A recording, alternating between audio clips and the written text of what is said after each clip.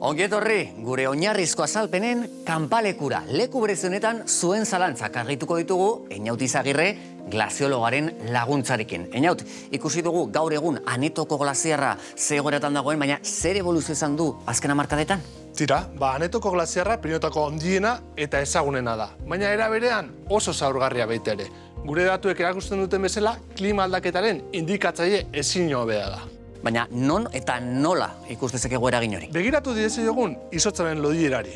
Azken 40 urtetan 30 metroko galera izan du, eta gaur egun osta mantentzen du 10 metroko lodiera eremu askotan. Eta azalerari dagokionez? Datuak ez dira hobeak. Hartu dezagun eredu bezala izotzaro txikiko edadura.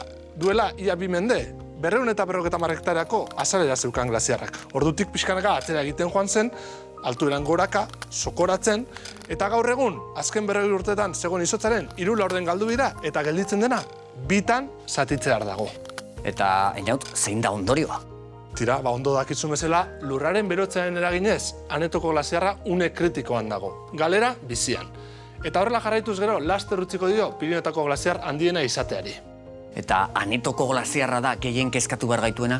Bada ez, Pirinioetako glaziar gehienek bilakaera antzerako izan dute, eta hori da adibidez Infernosen, Monte Perdidon, Viñemalen ikusten duguna.